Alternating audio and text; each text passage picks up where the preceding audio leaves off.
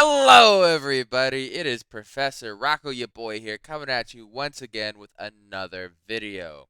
This time we're doing an Age of Sigmar General, a General number 4 even, and this is actually in response to another viewer question.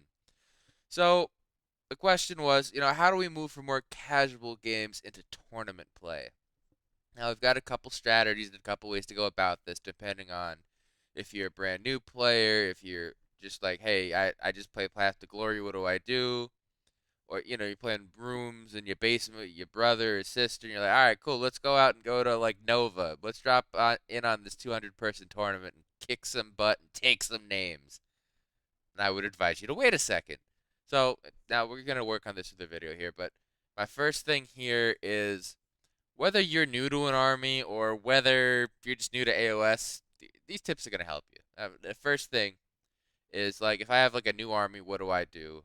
Or even like for how I teach people, because when I teach people in all these discords and over TTS or real life, my system is, first off, we're gonna play a few 1,000 point games. All right, this is just, I need you to learn the basics of your army. We're gonna make lists to see like how your army plays in each phase.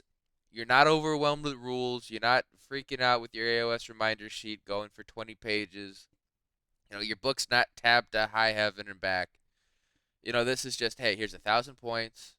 We're just going through the motions, learning the basic things, whether it's you're learning the hero phase fresh as a new player, if you're like, okay, what does my army that I just picked up do in the hero phase? Can it even compete in the hero phase? Can it do shooting? Are we a combat army? This is where we try to, these close, intimate games, we try to figure that out. Now then, next, my thing is, once you're comfortable with an army and you got the basics, I want you to win a 2,000 point game against an army you are supposed to hard counter. That's right. You're gonna set up your easiest matchup. You're gonna knock it out of the park, because if you cannot win those games a majority of the time, 3 times out of 5, you cannot win that game. And some people argue, say you got to win that game every time in a tournament. But if you can't do that, we have an issue. Maybe it's your list.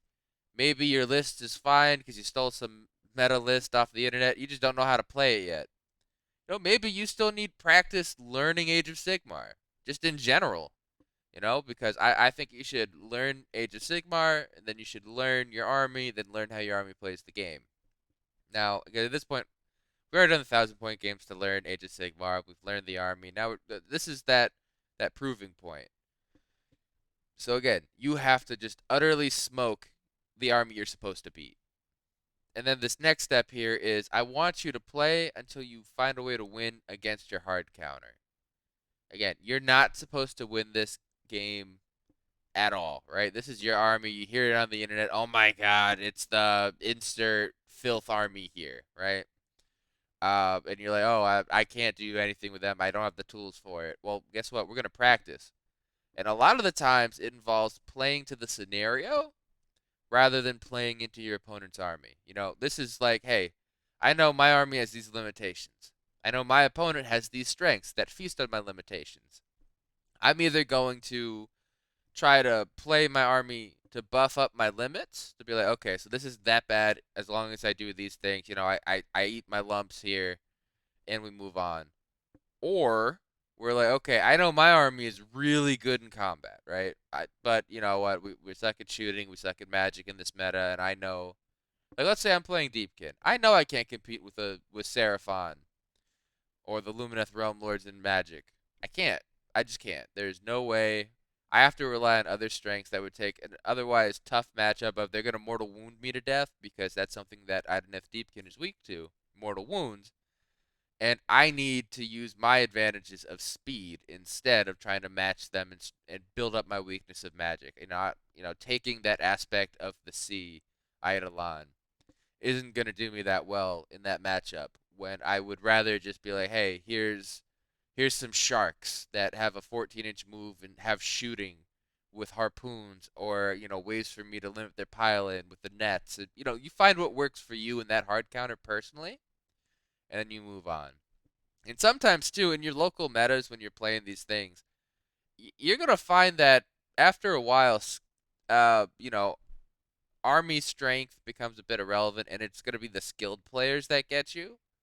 So it's going to be, hey, you know, Jimmy and Susan are our top players. We don't know what armies they're playing, but we know they're good. I want to get in games with them outside of tournaments just to learn how they play, how they think. So how can I play this game? We go from checkers to chess there. Now, this next bit, this is again an in general thing. Now, if you have that consistent army that you love to play, and you're trying to explore this idea of, you want to play tournaments and you're putting your toe in the water here, this is the next part of the video. All right. Now, first things first, I want you to expand your local play group. I'm not saying go on a recruitment drive, but if you play at your house with a couple of your friends, venture out to your local shops, your friendly local gaming stores. If there's a place that plays Magic the Gathering, they probably have a couple people that play Warhammer and they have tables. You go there, you see if there's a games night. Certain places have that culture. Like Australia, they have games clubs for all kinds of stuff, as an example. And you just go out there just to experience more armies and what you play against. Because when you go into these tournaments, after a while, once you learn your army, you're going to be getting 3 to 5 games of stuff you might not have seen or experienced before. So if you're just going into this raw, you are going to have a bad time. You don't know what the Lumineth Realm Lords do because, your buddy only plays Night Haunt and you play Khorne. And you're like, okay, you know what? It's the internet. They're probably doing some hyperbole, but, if you don't know what you're trying to do against them or what your game plan is because you just don't have one, it's not going to help you out. So you have to expand to at least get the general. You don't have to memorize all their rules. Just understand, hey, I know this army likes to play this way. I have to have a game plan against that. And next tip, you need to have at least played all the battle plans at least once that are popular in the tournament scene by you. Okay, because that's going to be a thing here where, cool, you've played a bunch of games in Battle for the Pass. Love it. Love how they changed it in the 2020 GHB there to be a better deployment. Then you just never see it. You're like, wow, man, we game planned for this. I practiced my deployments at home. I took pictures. I have a little games journal where I write down all my stuff to keep track of my stats, which actually are all good ideas too, to practice your deployment before you go to these tournaments if they say the scenarios. But, if we play all the battle plans, that's where we get our practice here. This is like, all right, I know in Battle for the Past, my army, I like to play to one side. I have a certain way I set up and I deploy, and I'll do it pretty much every time. Check our video on deployment here for ideas for that. And that particular one was Border War. But my general of how I deploy my armies even and have my threats in the middle, that's great. But certain battle plans are going to stretch you out. Some of them are going to have condensed deployments. You got to figure out what you need to do. So in order to figure out what you need to do and not figure it out on the fly, play the battle plans first. All right.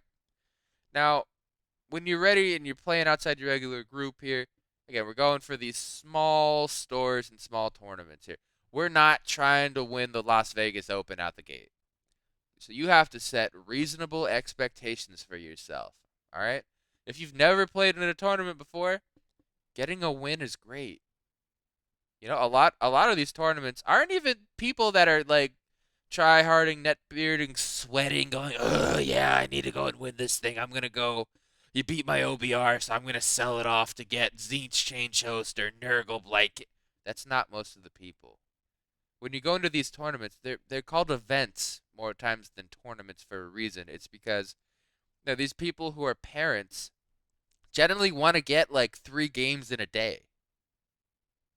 And just getting a win and going out and socializing and having fun is a great goal in itself. Some of these events too, because this channel is more focused on the game side of things, but there are awards for painting, making dioramas out of your models, and there's all kinds of stuff at these events to do. So just going to one itself could be a win. Because a lot of these also end up being conventions. But, again, we're starting small. We're like, okay, on the game side of things, back to what this channel's about, we're just going for a win. It's a one-day tournament. They have 3 games. One win, 2 losses is the dream. Anything else, we are overachieving because this is a brand new army to me and I've never played in tournaments before, right? So we set reasonable expectations for ourselves here.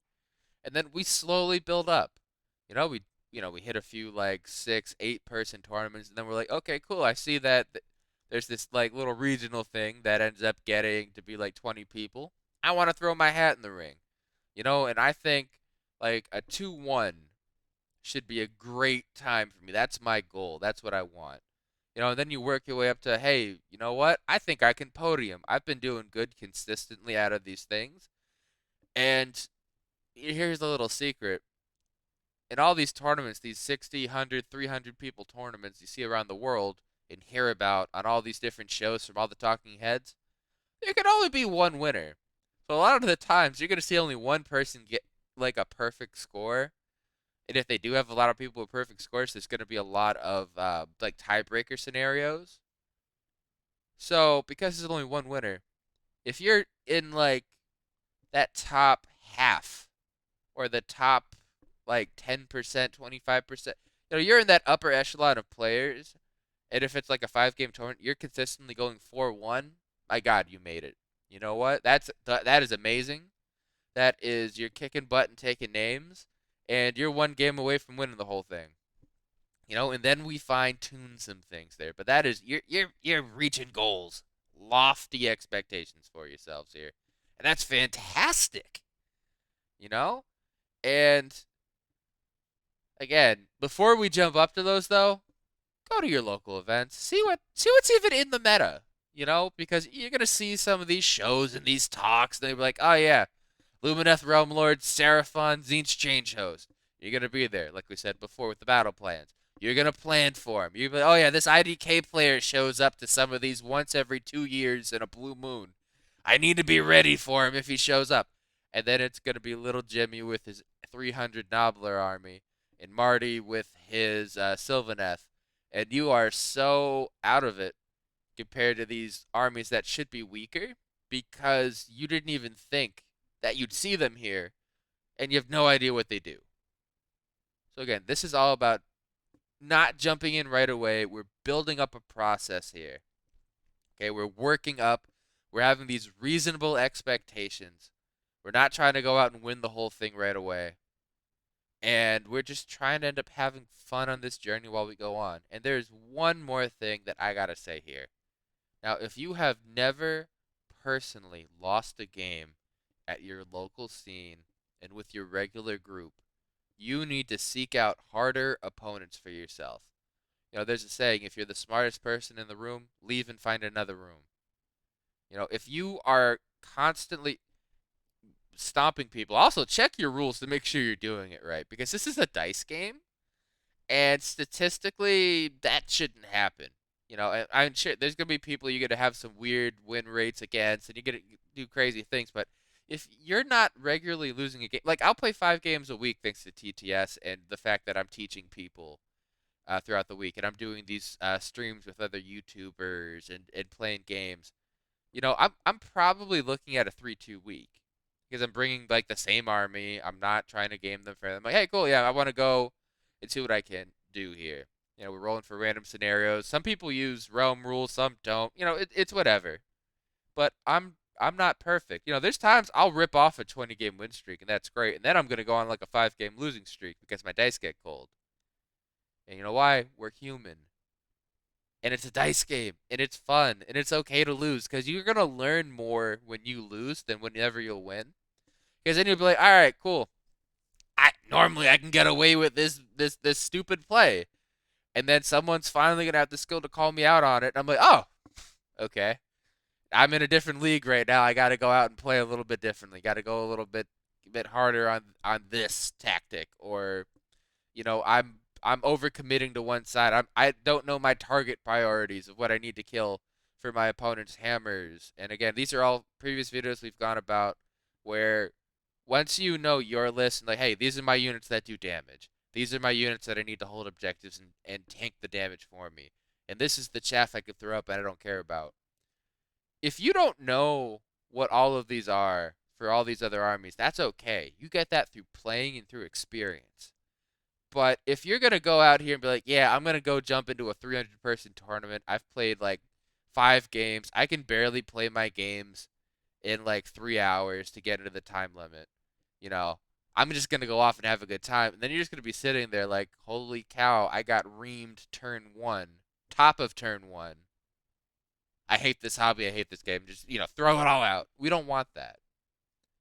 So again, we're gonna say we got all these tips here. We're playing slow with our games. We're building up. We're meeting new people. We're seeing and scoping out what the local meta is like. We're finding out ways to how do we plan for it. We're learning all the battle plans as we go along. And this is not an overnight success. All right, that's something we just need to admit out here right now. I'm coming off of this. I started day one of Age of Sigmar 2.0, and I've got years and years of experience with this. And I played Fantasy Battle beforehand when I was a kid growing up. I was very lucky for that. So someone like me, I'm coming in here with years and years of experience, which is why you'll see people talk about me where I just go around and I'm like beating the heck out of people. But that came from a lot of time and a lot of hours earned. And the average player, you're lucky if we get a game. That's probably the thing too. Once all this COVID stuff is over, I'll probably go back to getting a game a week. And I'm lucky if I do that. Some people play a game a month, and that's okay. But we're going to build ourselves up here in order to have a good showing at these tournaments. And if you follow the advice here, you're going to have a good time. And now, though, with our new segment for the second time in a row here, our fun fact of the week, Rocco, ya girl. Thank you, Rocco, your boy. And this tip of the week is for anybody that has or loves to play all of the AoS adjacent games like Warcry and Warhammer Underworlds and Warhammer Quest with Silver Tower and Cursed City. My fun fact of the week is that you can actually use any of the characters from all of these AoS adjacent games in matched play for AoS. Now, for me, that means I have purposely made armies around my Briar Queen for Night Haunt. I love this character. She was really cool to paint, and I just love the concept around this character, so I just love having her in my army. And if you're like me and there are just characters you love from these AoS adjacent games, know that you can include them in your match play armies. Now, no promises. They might not be very good. Some of the characters have strange quirks about them, but if you love them and it makes it fun for you, that's the whole point. So I hope you enjoyed this fun fact. And now back to Rocco, your boy. Thank you, Rocco, ya girl, with that fun fact of the week. And with that, ladies and gentlemen, like and subscribe the video. I don't even think anyone watches past this point anyway, so I'm just going to keep saying some things.